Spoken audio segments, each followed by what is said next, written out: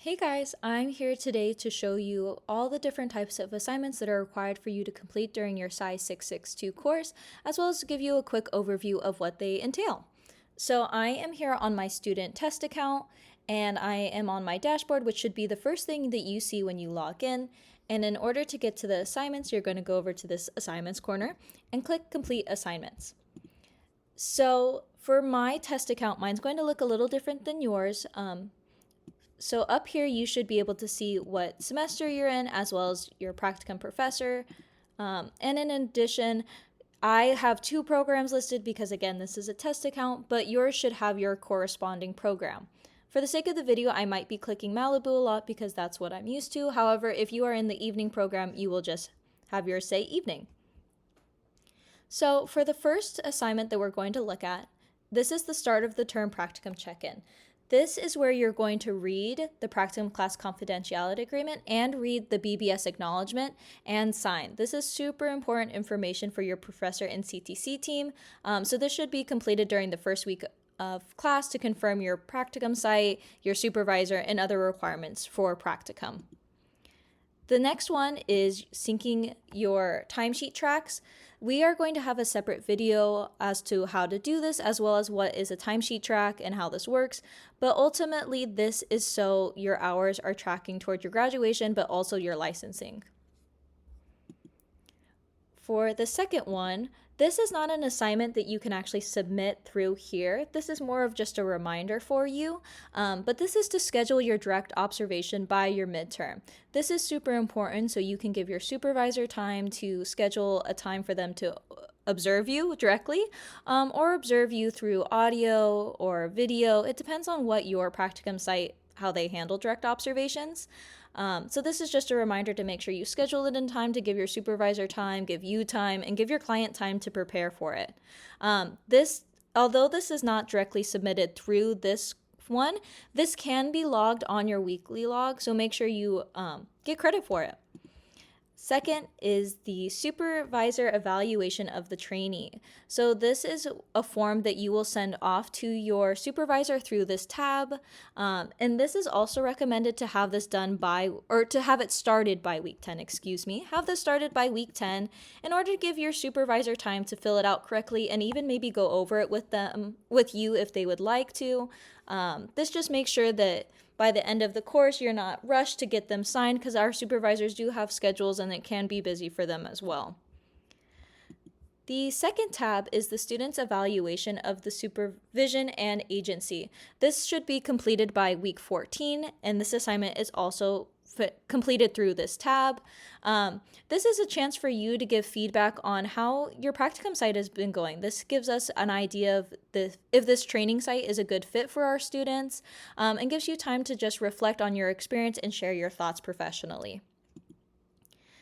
This tab is the Run the Multi-Week Report. This gives us an idea of all the hours that you have logged during your time in that semester. This assignment should be completed directly through this tab. I'm going to go through a quick demo real quick just to show you, because this assignment can be confusing for students because it looks like it can be submitted for a signature, but for this assignment specifically, a signature is not required by anyone besides you. So for the date range, you're going to select from when the first day of your practicum semester began.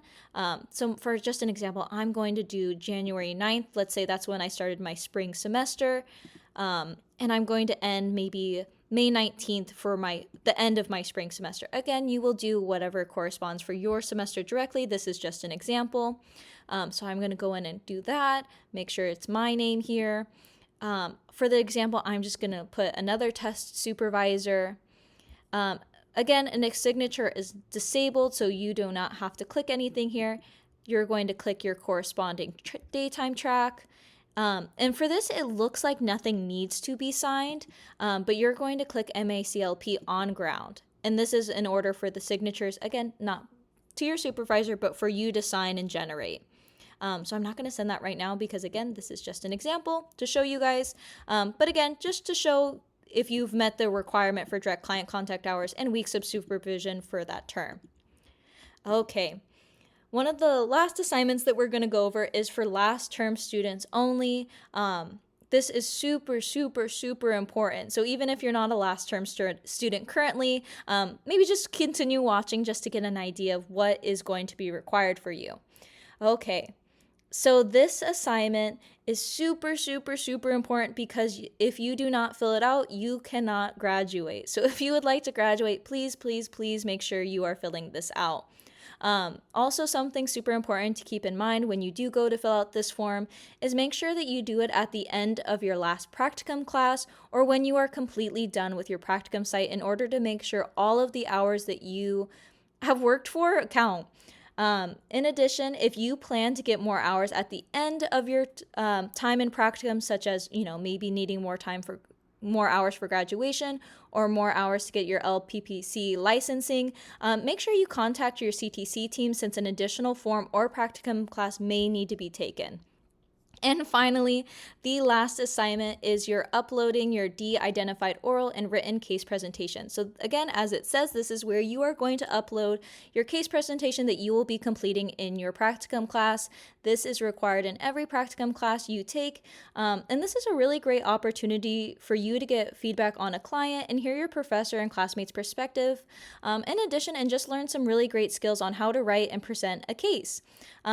In this tab are some great resources for you to overlook to see how to write it and what an example might be and trying out a theory. So definitely take a look at these and make sure you get feedback from your practicum professor if they have any additional resources for you to complete.